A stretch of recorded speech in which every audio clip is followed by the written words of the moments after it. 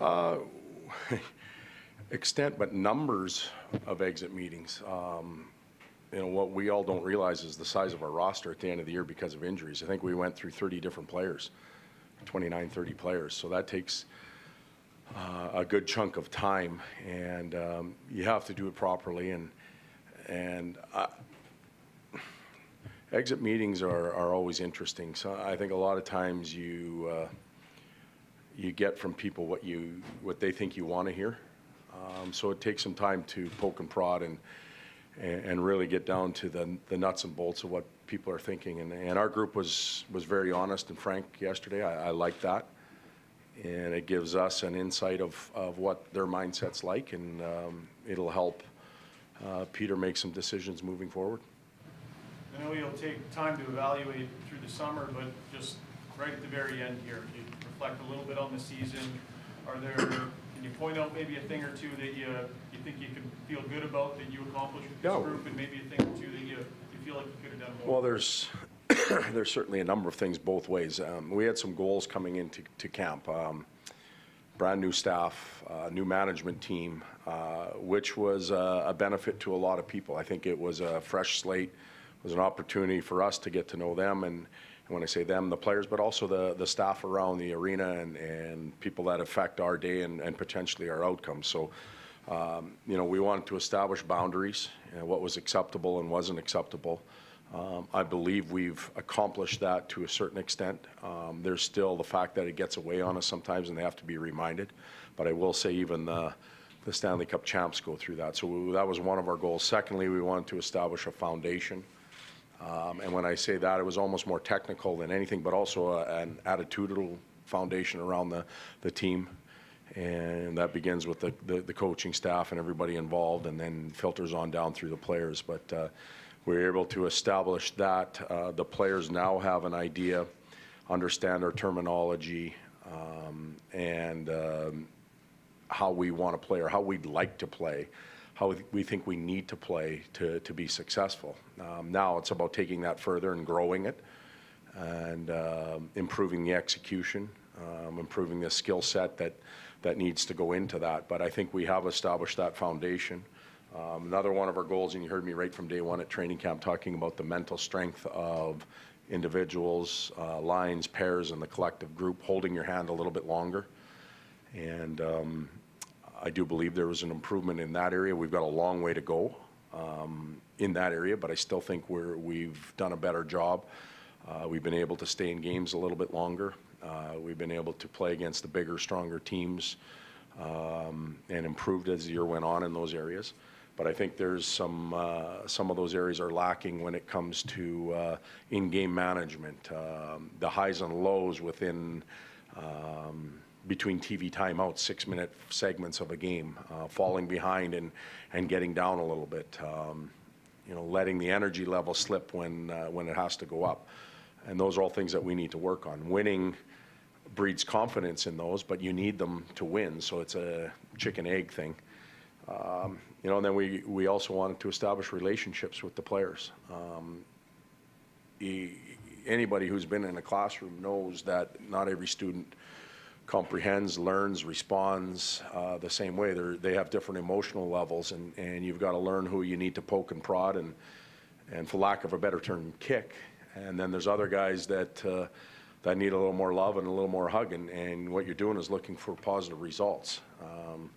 Collectively, there's the kick moments. We had that after Calgary.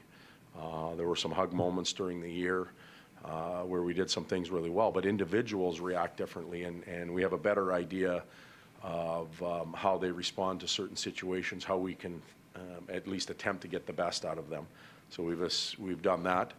And then the last thing is we wanted to be able to collect information visually and data to assess the group as the year was moving on, and that's the mode we're in right now. We're able to assess, review, look at strengths and weaknesses, where we need to improve, and when I say that, I'm not just talking about the players, I'm talking about us. It starts with us as a coaching staff, and we'll spend the next 2 days really evaluating us, from the head coach on through the assistants, systematic stuff, what we need to change, how we applied it, how we dealt with it. Was the message clear? Was it convoluted.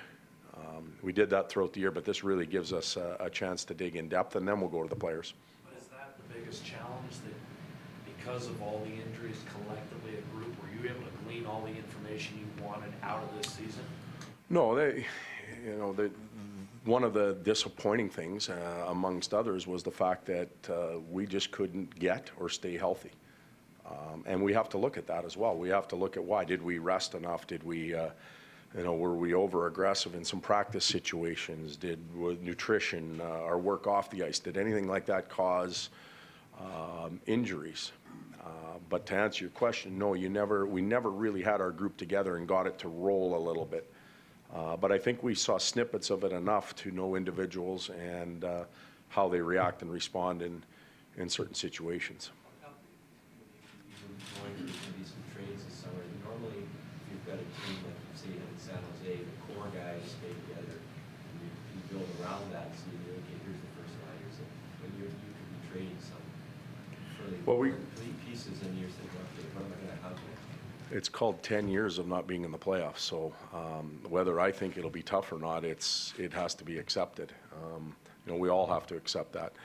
And there isn't a team that stays intact, certainly not the 29th place team, that stays completely intact. And, I know Peter addressed the change part of it and pieces that may be needed to create that change, but there's a lot of different ways of doing it.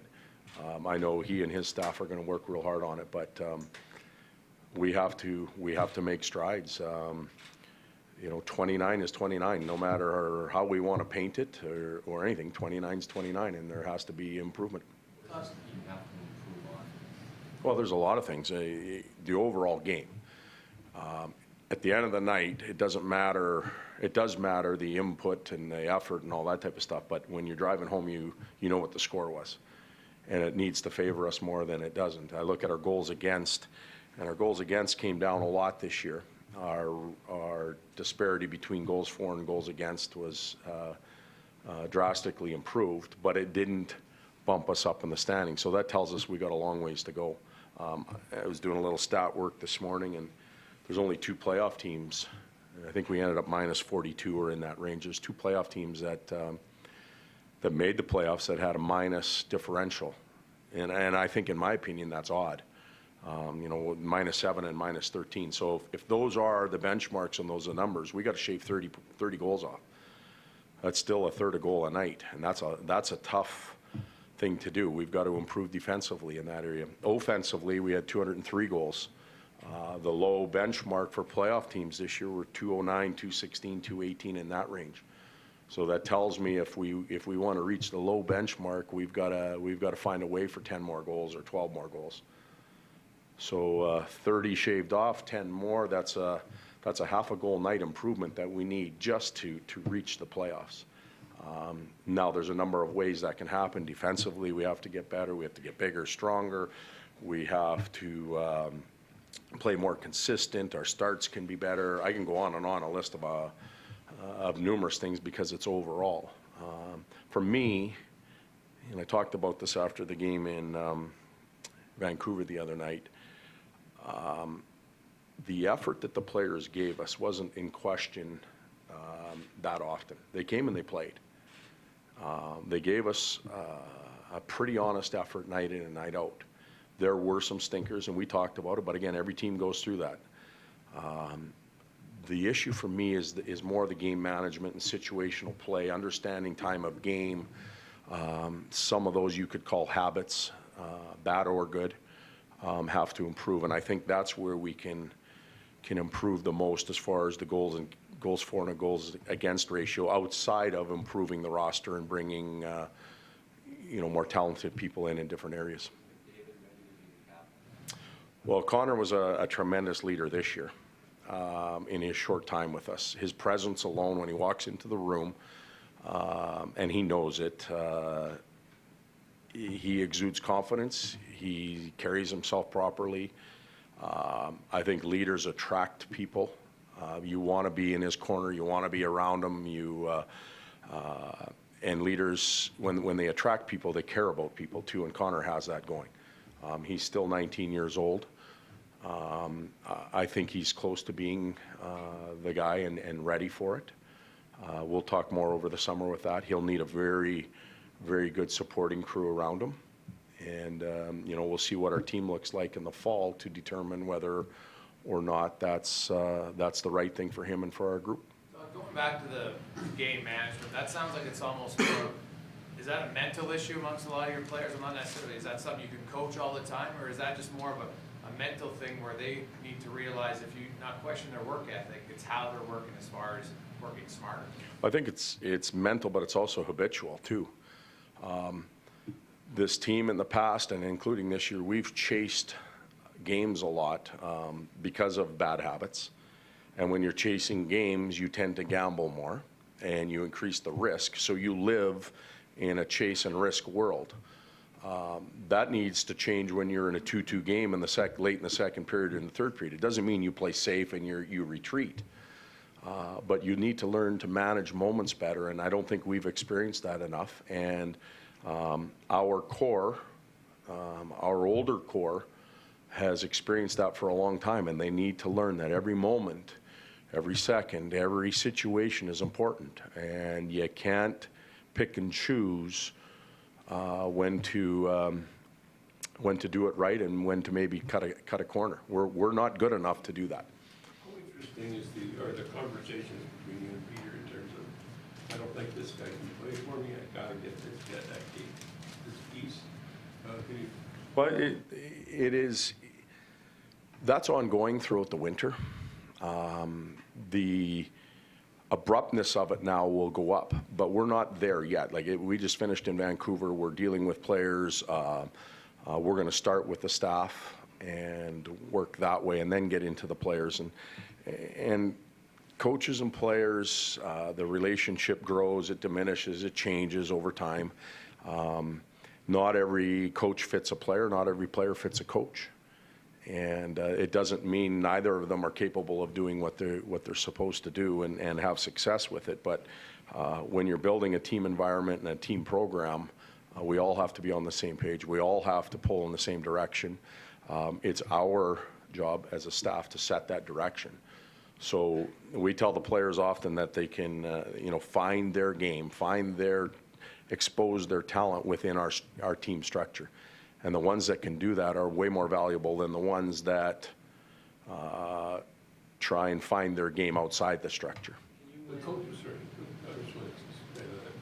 are short-term in terms of their, general managers are big picture. But in your situation coming in here, to what extent did you have to be a lot more big picture? I think we were big picture right off the bat because everything's new. Next year we can be a little more focused and a little more short-term. If the group isn't comprehending, and the group meaning the players that have been here in the past, and they're not comprehending simple basic structure stuff that we have in place, you got to wonder what happened to them, or where they went, or where their minds are at. So we get a chance to evaluate really quickly next year. We'll see if they're prepared or willing to make some changes. And it's not magic. It doesn't happen like that. We'll have to look at it incrementally. But we were big picture from the beginning. Our emotional level as coaches is in the moment. You've seen me really happy. You've seen me upset. Those are moments, and we live the moment. But the next day we got to come back and look at the group, the classroom, and try and make them better. I seem to have lots of center covered and depth of goal now. Defensively, you look around, the teams that can usually have one really good offensive defenseman. Washington doesn't necessarily have a center, but you really Carlson's pretty good. You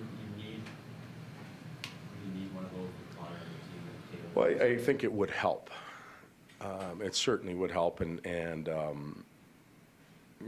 knowledge base or of the fan and of the media here in Edmonton is exceptional. They understand hockey, they get it, and you guys see it like we do. We could improve in that area. Of course we could. When I say that, I don't want to slap the 8 or 12 or 14 or 16 guys that we had playing back there this year. They give us everything they had.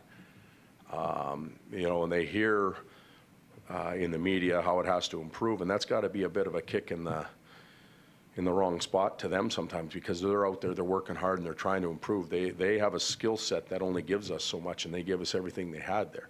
But yes, it's an area that we can improve, and we will try and improve. But that doesn't let the group off. You know, Bobby Orr is probably not walking through, and I know Paul Coffey isn't. So if we end up with what we have here, how are we making it better? How do they accept more responsibility? What do we do to help them? It's defensemen who are good defensemen but not offensively gifted, they can't become offensively gifted. You have to go get Well, they can improve, but I don't think we're going to find, again, that Paul Coffey type within our group. It's just not naturally there. It would be nice to have that dynamic guy that, you know, and with that dynamic guy, I've seen it before, there's usually a lot of risk at the other end, but we can live with that right now because we're missing it a lot. There's this notion out there that because it's been, for Taylor and Jordan 6 years, for Ryan, 5, for this core group of guys, it's been, months and months of meaningless hockey from January on, year after year, that maybe in some way, as winners, they're sullied a little bit. Like, can you just talk as a coach what you saw about the habits, how bad it got when it was bad, and why you believe that it's fixable with players that have done this much losing? Well, I go to forget about their play, I go to the people first, and they care. Those three are, they wear the Oiler logo on their heart more than anybody does here. They've been through a lot. They played in front of the fans. They drive home after their meetings yesterday or meetings with you, and they feel it. It cuts deep to them. They want to perform and give the city the best they have. And emotionally, it's got to be hard on them, yes. But I do believe in the people. I believe in the individual. The habit part we can improve, we can work on.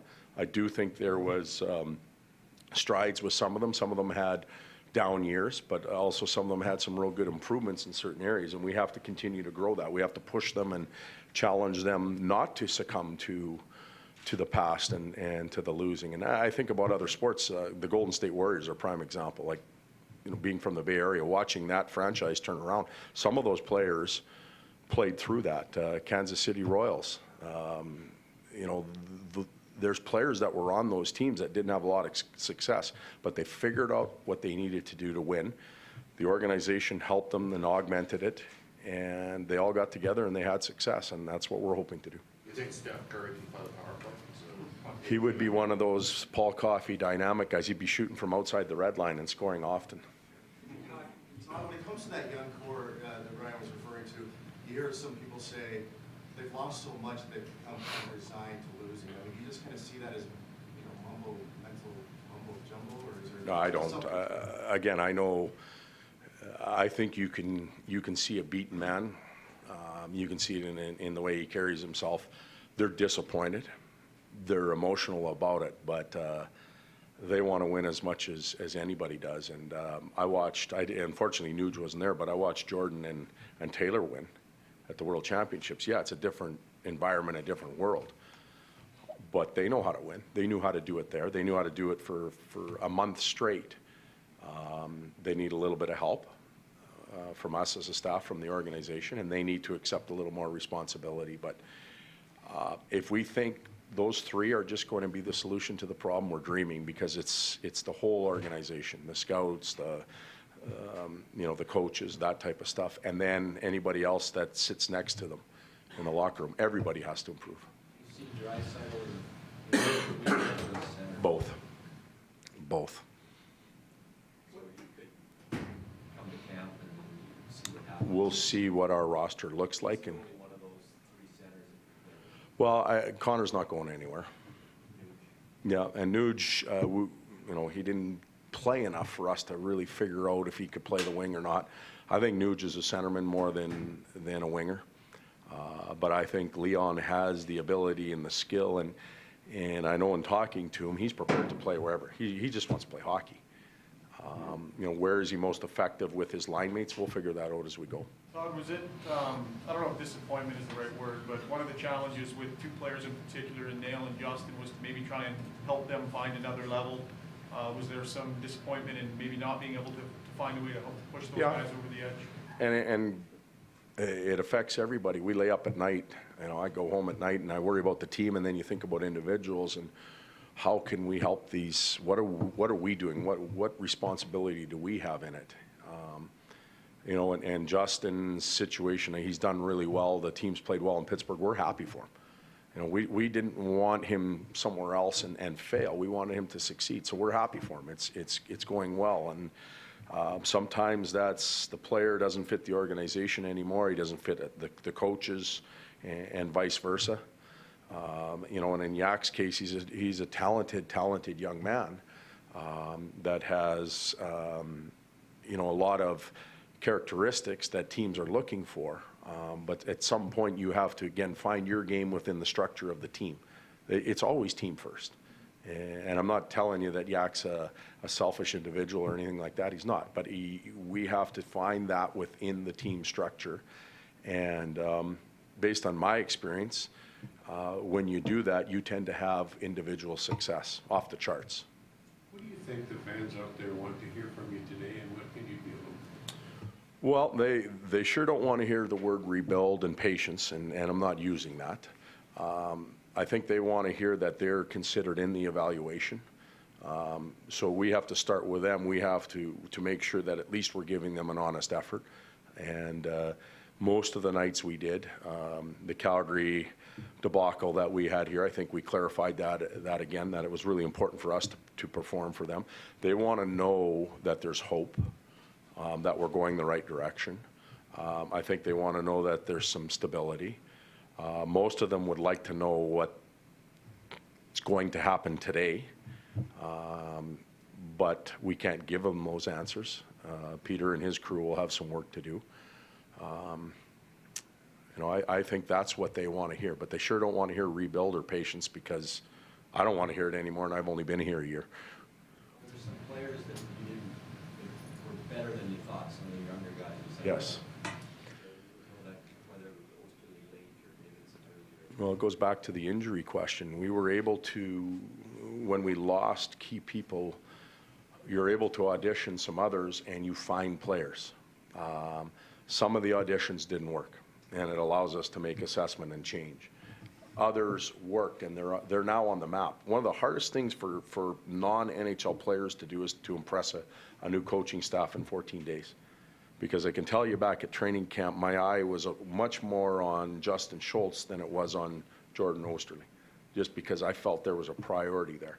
And often those young players don't get what they need from us as a staff, because we're just overwhelmed with how many players there are. So for Jordan and Davey and Pack and those type of players to come in, get the opportunity and perform the way they have, they've moved up the totem pole within the organization. They've been able to expose themselves to the staff, the fans, and teammates, and the belief system goes up. The tough part will be, and it was the question that was asked of them, what are you going to do to make the team next year? Okay, you got an opportunity now. Why you and not somebody else next year when camp starts? And that'll be up to them. Yeah, Griffin. Well, I think we could all answer that. I think he was much better the secondary or third time up post-deadline with injuries and stuff like that. So, again, it takes some time for 6'4", 6'5" defenseman to develop, and he needs that. I would say he's a better player now than he was at the end of the year. He feels more comfortable with us and in game situations. He's got some things that he needs to work on. He's very accepting of those things, and I think he'll do everything he can to be a better player come training camp. But the one thing none of our players will do is go to hockey school or play in a league over the summer. So most of their gains will come off the rink physically and mentally, and then they've got to be prepared to start again on the ice. So when you look at your lineup and you see guys as far as maybe slotted in where they should be slotted in, fourth line guys who maybe had to play up in a third line role, and then third pairing defensemen who have to play more. When you talk to Peter, do you go through that analysis? We need guys who can fit this specific role. Like, do you have certain, after seeing a year of seeing, maybe Darnell Nurse is better served as a young guy to be third pairing minutes right away, and if he has to moonlight later on, he can just use it. That's just really common sense. That's working with rosters and trying to slot guys in certain roles. And that's dealing with ideals. You're all healthy, you have all the pieces, now where are we going to play them? But you never get that. So we talk, I'll give you an example. I thought Letestu, Hendricks, and Cassian were a tremendous line down the stretch when they played together. That's one really good fourth line, because you got a lot of pieces that can contribute in different ways. We had Cassian penalty killing. So if that happens to be your fourth line, that's a pretty solid group. But you have to understand that they're not going to stay together, and they're going to have to go up at some point. So in an ideal world, and we don't live in that, you would have a fourth line created like that. But then you got to ask yourself, okay, out goes so-and-so. Can he go up there and get the job done? And those are the ideal players, not just slotted in one position, in one level all year. They have to have the ability to go up and perform.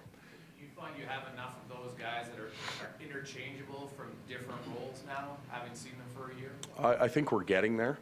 The addition of Cassian and Maroon help a lot, because they're sometimes the finishing touches on different types of line. We're talking about Maroon, who's playing on line 1 or 2, if you want to call it that, and Cassian, who finished on lines 3 and 4, but they're the finishing touches, and they're an asset or a characteristic that we've lacked a little bit. So they've made a difference, and moving forward, we think they can continue to do that.